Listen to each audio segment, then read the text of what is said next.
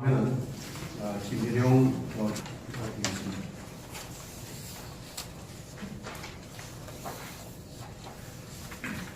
네, 김혜룡입니다. 10분 정도 시간이 있어서 간단하게 짧게 말씀을 드리겠습니다.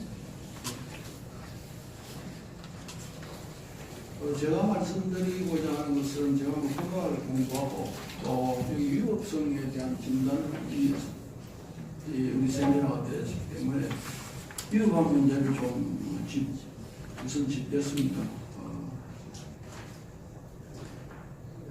어떻게 이야기해야 되는지 지금 이제 정 교수님 말씀에 의하면 대체 에너지원의 이용은 상당히 큰 문제가 있다. 그리고 전력 수급 8차 계획이 그렇게 가공되고 허황된 어떤 자료나 또는 판단에 의해서 이루어지고 있다는 말씀을 하시기 때문에 실질적으로 그 부분의 문제가 먼저 있죠.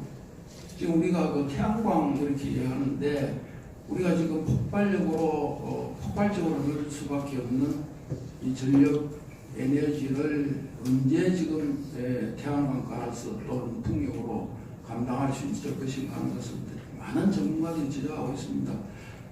태양광 깔기 위해서 전국의 호수와 산천을 다 훼손하는 이 환경 피해 문제는 과연 짚어봤는지, 그 에너지 효율은 과연 우리가 필요한 출력을 만들어낼 수 있는지, 우리의 지금 태양 복사열이나 풍력으로 보면 사실상 우리가 필요한 에너지를 공급할 수 없다고 하는 전문가들의 이야기가 충분히 나와 있음에도 불구하고 대체 에너지 이것만 강조하고 있는, 그래서 8차 전력 수급 계획에서 지금 현재 가동되고 있는 발전소까지도 폐기하겠다고 하는 내용이 들어가 있는데 이와 같은 결정이 옳지 않다 실질적으로 하는 말씀을 우선 짚어야 되겠죠.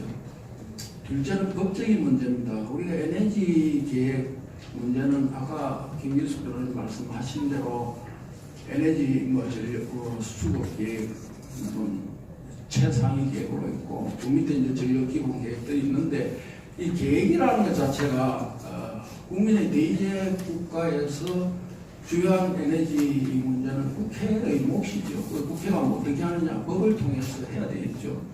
그런데 지금 우리가 전기 사업이나 원자력 발전에 관한 진흥법 등에 대해서 원자력 발전에 대해서 기본적으로 이용해야 되겠다, 진흥시켜야 되겠다, 원자력 발전 안전을 위해서 어떤 체제를 갖춰야 되겠다고 하는 법이 그대로 살아있음에도 불구하고 이 정부에서 계획을 통해서 원자를 없애겠다, 그리고 우리는 태양광으로 가겠다고 하는 것 자체는 현행법에 있는 구체적 개별적인 에너지 대의민주주의에서 국민의 대표기관이 만든 법은 국민 전체 의사지요.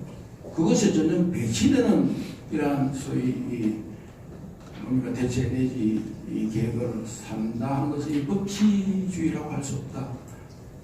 이거는 누가 보더라도 대한민국이 과연 법치일 수 있겠느냐 하는 비판을 피할 수 없습니다. 우리 헌법적 차원에서 당연하죠. 헌법이라고 아까 김 변호사님 말씀하시지만은 에너지를 통해서 국민의 생활권, 생존권이 보장되어야 하는데 이 기본권적 요소죠. 그뿐만 아니라 헌법적 가치는 소위 히어링이라고 하는 국민 전체의 뜻이 결집되는 과정을 통해서 이루어져하고, 또 그와 같이 전력 수급 계획이 바뀐다고 할 때 국민이 왜 그렇게 바뀌어야 할 것인가에 대한 소위 액세스권까지도 전혀 도외시되지 않는 부분입니다. 이 자체적으로 구체적으로 어떤 조항에 어긋나냐는 문제가 누가 어떤 누구의 기본권이 침해되느냐의 문제로 인해서 헌법 소원 문제가 상당히 논란이 있을 수 있습니다만 헌법적 반헌법적 정부의 행태이면 틀림없습니다. 반헌법적 조치, 법체계 위반, 셋째 에너지 수급 계획 체계, 행정 계획 체계의 소위 혼돈을 가져왔다. 그래서 국가의 산업기술 정책, 인력 정책에 큰 혼동을 가져온 대단히 잘못된 실책이다. 저는 결론적으로 지금 현 정부가 안보 체제를 허물뜨리고 또 포퓰리즘적 소위 소득주도 성장 정책을 통해서 경제를 망가뜨리고 우리 에너지까지 망가뜨리는 이 문제는 뭐 제가 볼 때는 현 정부의 최대 실책이다 이렇게 봅니다. 지금 이제 에너지 문제 하나만 하더라도 현 정부가 그렇게 강조하는 북핵 문제가 어느 정도 가닥이 잡히면은 곧 북한과의 경제 협력, 산업 협력을 할 뭐 박두에 들어가 있는데 지금 이제 1차까지 연결했잖아요. 그러면 북한이 개발되려고 하면 강한 에너지가 필요합니다. 북한에 언제 원자력 무슨 발전소, 원자력 무슨 발전소 에너지원을 세워서 그 북한을 조속히 산업화 시키겠습니까? 이 우리가 전력을 주지 않으면 좀 헛되죠. 지금 현재 문재인 정권이 가장 자가당착적인 이야기 하는 것은 이 원전에 의해서 강한 에너지가 공급되지 않고서는 남북 경협은 저는 허사라고 생각합니다. 이런 명백한 상황들이 전개되고 있음에도 불구하고 어떤 이야기인지 몰라도 전국을 황폐화시키고 에너지 효율도 우리가 생각할 수 없을 정도로 약할 수밖에 없는 이러한 대체 에너지 자원을 가지고 한국의 국민 생활에 경제 기반을 흔들고 있는 것은 이게 무슨 뭐 좋은 말로 탈법적이다, 반국치적이다 하는 걸 넘어서 나라를 망해하는 어떤 야심이 있는 거 아니냐 하는 생각까지도 국민들은 할 수밖에 없습니다. 우리가 이제 어떻게 대처할 것인가 네, 예를 하나 드리겠습니다. 얼치게 가장이 연탄 가스가 위험하다고 하는 이야기를 듣고 갑자기 연탄 난로를 부수고 연탄을 뺍니다. 그리고 자기는 산에 나무하러 갑니다. 그 나무에 가봐야 산에 나무도 별로 없어요. 자기 나무 한다고 해서 가서 가봐야 별 에너지 원이 되지 못합니다. 그런데 자기 집에 놓으면 그 기간 중에 병들어 눕고 아이는 폐렴에 걸려서 죽는 집안이 망하는 꼴을 지금 하고 있다. 나는 그렇게 생각을 합니다. 이런 상황을 국민이 어떻게 해야 될 것인가? 우리 소송 문제는 원고적격 문제, 처분성 문제 이런 문제가 상당히 여러 가지 어려움과 그에 따라서 시간이 걸리고 있습니다.